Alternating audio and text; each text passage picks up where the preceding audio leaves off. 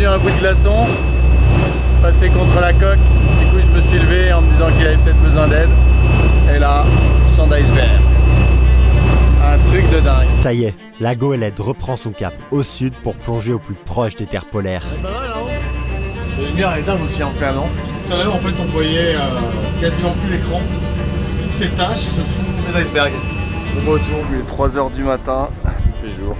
On arrive dans une immensité de glace, comme une entrée dans un monde nouveau. C'est le kiff total, non? Cette étape s'annonce rude et grandiose, et les cartes des glaces sont favorables pour la suite. Allez!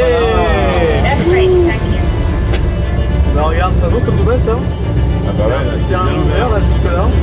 Alors embarquez avec nous pour revivre ces moments mémorables passés en Antarctique, sur la goélette Tara, qui retrouve ici son environnement naturel. J'aime bien les petites petits sommets qu'il y a derrière là, regarde. 1, 2, 3, 4, 5, 6 d'affilée.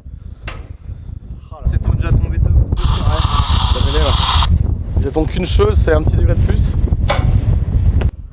Allez, on choisit lequel pour demain?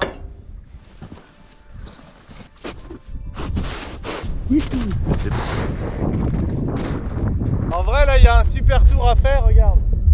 On va au pied, on passe au-dessus des crevasses là. Nichés autour d'une ancienne base revisitée en musée, ces manchots papous nous regardent prendre place au milieu de la baie. Nous sommes en pleine saison de reproduction et les deux parents se relayent alors pour couver les œufs et défendre les petits. Un véritable relais se met en place entre le nid et l'océan.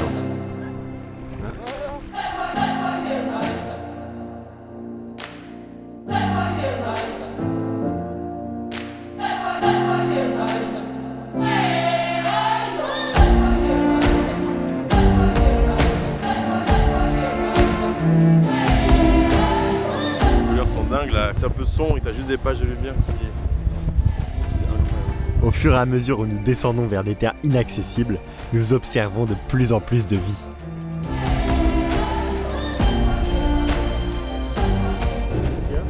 Ça sonde là-bas.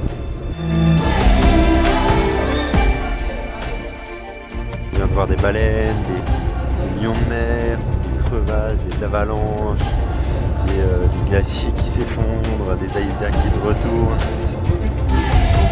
C'est un film le truc, c'est un film. On est perdu en fait ça. C'est magnifique de chaque côté. Je sais plus quoi faire en fait. C'est vraiment plus de la tête en fait. Tribord, il y a une ambiance qui a rien à voir avec bâbord mais qui est exceptionnelle. Avec les oreilles du renard. C'est comme ça que ça s'appelle. Ouais, le cap renard.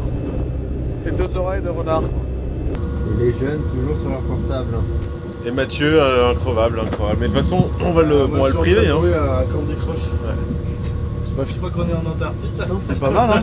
Ça y est. Je crois qu'on est arrivé. Ouais.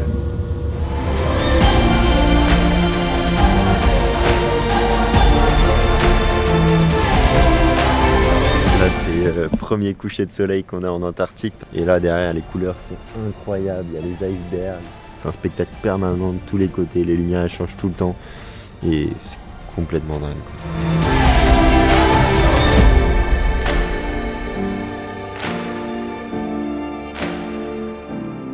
Ce soir-là, l'Antarctique nous révèle ce qu'elle a de plus beau. Un champ de glace à perte de vue nous donne l'impression d'être dans un autre monde.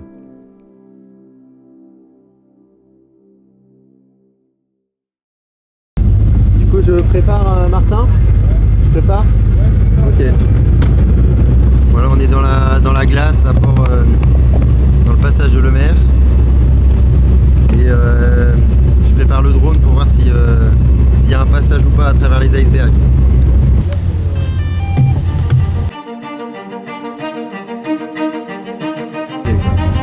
On a un peu de tous les côtés, ça commence à être assez dense. Ouais, on a, dans le carré, on a la photo du bateau sur le Cap Renard, enfin devant le Cap Renard. Et du coup, on est passé juste devant et ça fait drôle parce qu'en fait, je m'étais toujours demandé où avait été prise cette photo et c'est au Cap Renard, Antarctique. Martin, si tu m'entends, on dirait qu'il y a un passage plus clair, il y a beaucoup plus d'eau proche de la côte.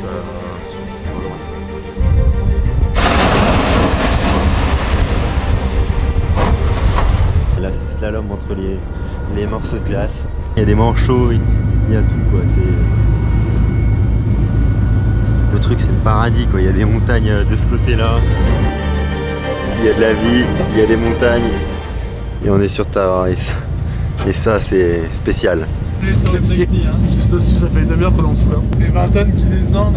Faut être en machine là, tu vois, ou je sais pas, au Canada peut-être, mais on se barrer d'ici quoi.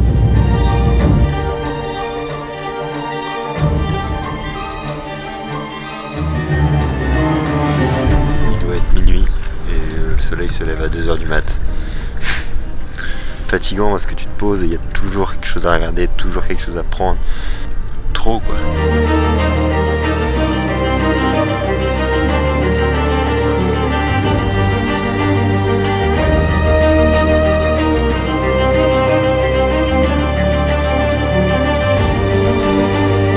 Les jours se suivent à bord de la goélette mais ne se ressemblent pas.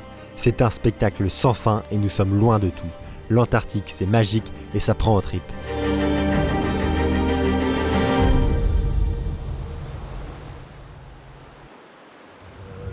Je sais pas, moi je sors et je trouve ça surprenant de voir ce vent-là dans ces tours d'iceberg. C'est pas l'image qu'on avait des derniers jours. Ah non, pas du tout, non. Là, on a pris 52 nœuds de vent apparent, là, en rafale. Ça commence à faire pas mal, hein. C'est assez étonnant comme contraste là où tu penses l'Antarctique assez calme, paisible, enfin moi en tout cas, de voir la mer blanche et au milieu des icebergs avec le soleil qui reflète dedans, c'est vraiment des belles lumières et des beaux contrastes. Avec le soleil et le petit clapot, on les voit pas. Les gros, ça va, ils sont jetés au radar, mais les petits, ils sont noyés une fois. Pas comme ça qu'on a pêché mieux, hein. Les montagnes se découpent et les icebergs grandissent. Les mâts de la goélette paraissent petits face à ces monstres de glace et nous paraissons encore bien plus petits face à la vie qui nous entoure. On va arriver à un nouveau mouillage et là ça commence à cailler, là. On a une bonne dépression les derniers jours, c'est top. Autour de nous, la nature est hostile. Plus que jamais, nous ne l'avons entendu gronder. A priori, nous ne sommes pas les bienvenus dans cette terre si reculée.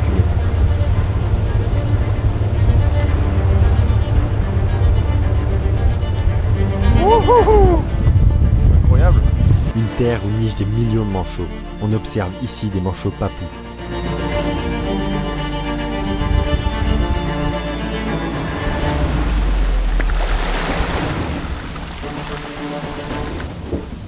Là, juste là, devant le glaçon. On va respirer là.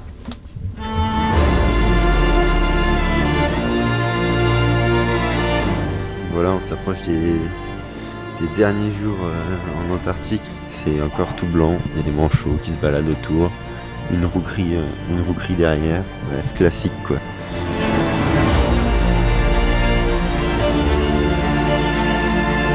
Là on se trouve dans une base chilienne au mouillage.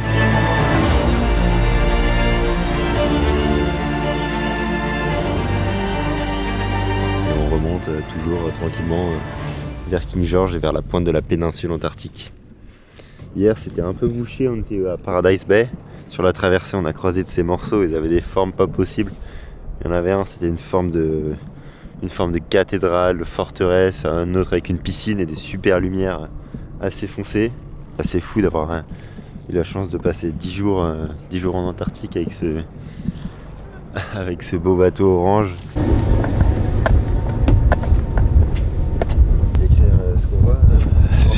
Ce qu'on voit là, c'est la folie, c'est ce que j'attends depuis, je sais pas, 15 jours au moins. Je pense que c'est le festin des baleines là. Notre belle baleine grise s'est offert un peu de compagnie pour la soirée. Autour, c'est le festin. Elles se regroupent par groupe de 4 ou 5 pour piéger le krill, leur alimentation principale. Il y a 10, 15, c'est difficile à dire parce qu'il y en a partout. Et on les voit sonder, on les voit danser, on imagine qu'elles mangent. C'est un spectacle fantastique. Merveilleux.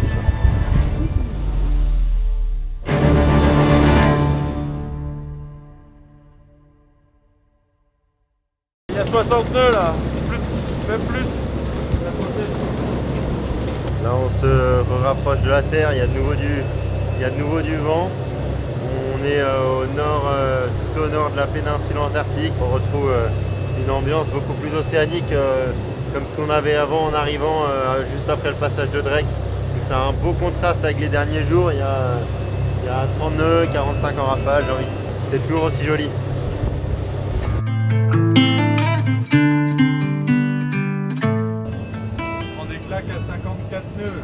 55, allez.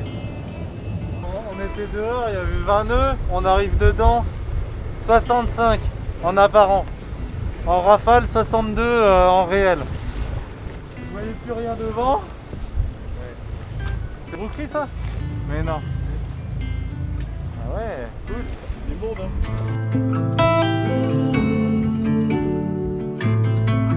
Les icebergs partout, la scène elle est magique, elle est super belle. Parti marcher en haut, il y a le bateau là-bas. C'est fou.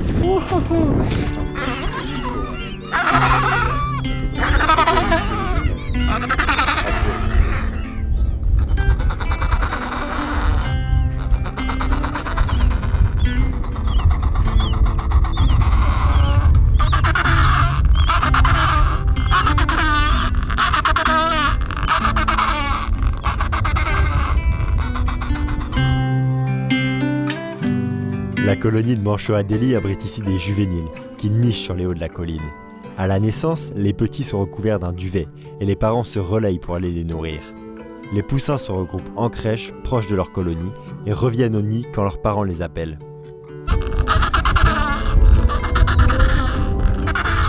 Présents sur les crèches, quelques adultes surveillent et protègent les petits des principaux prédateurs.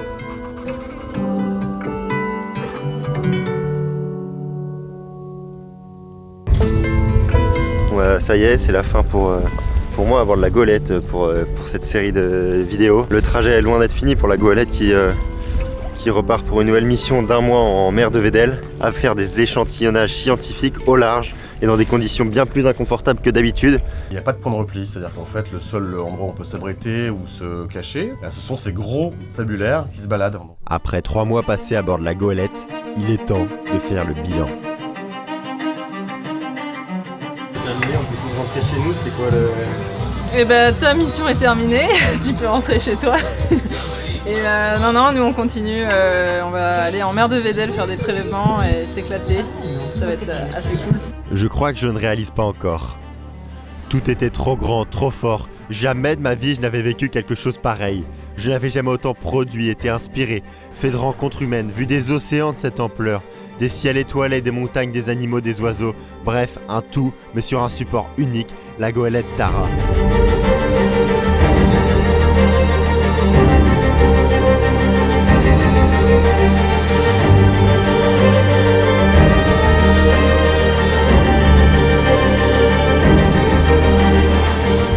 Parti d'Itajaï 3 mois plus tôt, je n'aurais jamais pensé vivre tout ça.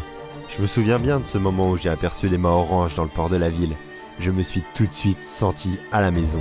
Ce bateau dégage vraiment quelque chose d'unique, un projet hors du commun et fascinant. Ciao marin.